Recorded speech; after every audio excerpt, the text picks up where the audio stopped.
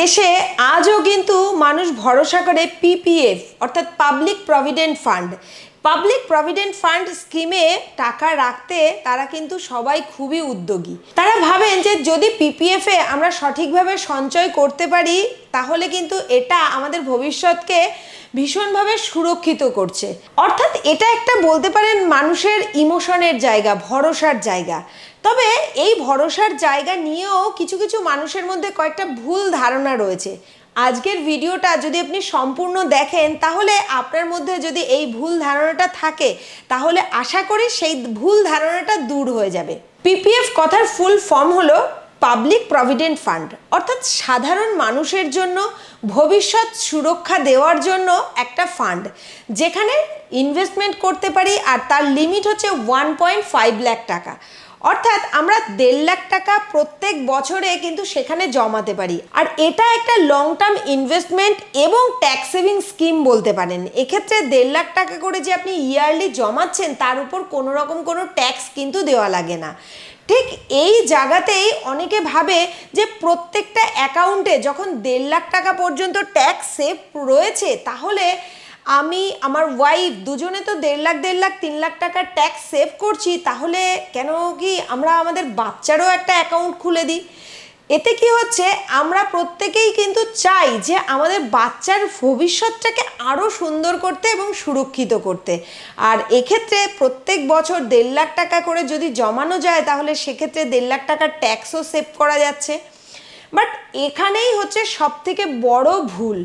এই ভুলটা হচ্ছে সরকারের নিয়ম অনুযায়ী প্রত্যেকটা অ্যাকাউন্টে 1.5 লাখ টাকা লিমিট রয়েছে।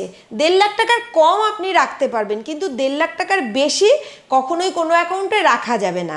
But A minor account always linked with guardian. একটা মাইনর অ্যাকাউন্ট কিন্তু সবসময় তার গার্জিয়ানের অ্যাকাউন্টের সাথে লিঙ্ক থাকছে।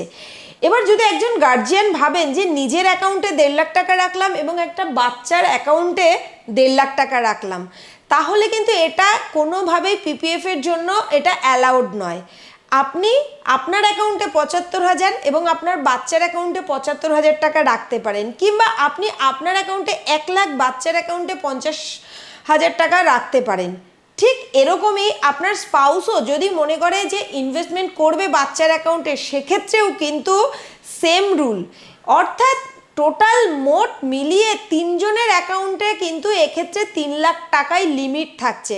অর্থাৎ আপনি যে একটা এক্সট্রা মাইনর অ্যাকাউন্ট করেছেন তার জন্য যে এক্সট্রা 1.5 লাখ টাকা ট্যাক্স ছাড় পাবেন ভাবছেন, এটা কিন্তু কখনোই অ্যালাউ নয় পিপিএফ এর ক্ষেত্রে। এবার অনেকেই এখানে ভাবে যে যদি ট্যাক্সটা সেভ নাই করতে পারি তাহলে পিপিএফ এর যে রিটার্ন আর মিউচুয়াল ফান্ডের যে রিটার্ন, দুটোর মধ্যে তো অনেকটা তফাৎ, তাহলে আমার পিপিএফ এর রেখে লাভ কি।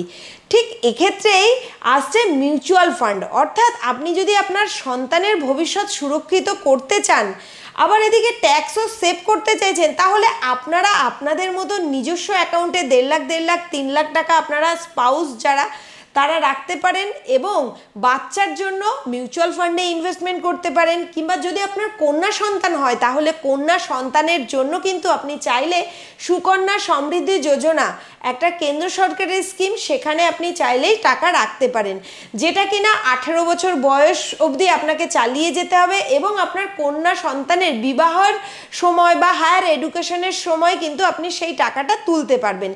এটা এক ধরনের কিন্তু সিকিওর প্ল্যান। এবার আপনি যদি দেখেন যে আপনার পুত্র সন্তান রয়েছে তাহলে পুত্র সন্তানের জন্য কিন্তু মিউচুয়াল ফান্ডে ইনভেস্টমেন্ট করতে পারেন। আর মিউচুয়াল ফান্ডে ইনভেস্টমেন্টের প্রসঙ্গ মানেই মিউচুয়াল ফান্ড ইনভেস্টমেন্ট আর সাবজেক্ট টু মার্কেট রিস্ক।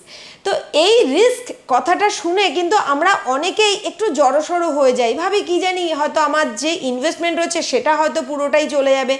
না জেনে না বুঝে কিন্তু আমরা অনেকেই ভয় পেয়ে আমরা আমাদের সামনে যে একটা সুন্দর অপরচুনিটি রয়েছে ওয়েলথ ক্রিয়েশনের, সেই অপরচুনিটিটা কিন্তু আমরা হারিয়ে ফেলি। তাই আপনি যদি মিউচুয়াল ফান্ডে ইনভেস্টমেন্ট করতে চান এবং পিএইচডি ক্যাপিটালের সহযোগিতার মাধ্যমে, তাহলে গুগল প্লে স্টোর থেকে পিএইচডি ক্যাপিটালের অ্যাপটি ডাউনলোড করুন। আর আপনি যদি আইফোন ইউজার হন তাহলে অ্যাপ স্টোর থেকে পিএইচডি ক্যাপিটালের অ্যাপটি ডাউনলোড করুন। আর এই পিএইচডি ক্যাপিটালের অ্যাপটি ডাউনলোড করে এখান থেকেই কিন্তু আপনার ইনভেস্টমেন্টের যে প্রসেস সেই প্রসেসটা চালু করতে পারবেন। বন্ধুরা, এই ধরনের ইনফরমেটিভ ফিনান্সিয়াল নলেজ পেতে আর দেরি না করে এখনই পিএইচডি ক্যাপিটালের ফেসবুক পেজটি ফলো করুন এবং ইউটিউব চ্যানেলটি সাবস্ক্রাইব করে রাখুন।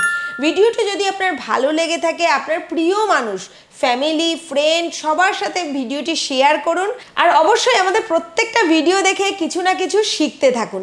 দেখা হবে পরবর্তী কোনো ভিডিওতে। ততক্ষণ পর্যন্ত ভালো থাকবেন এবং সুস্থ থাকবেন।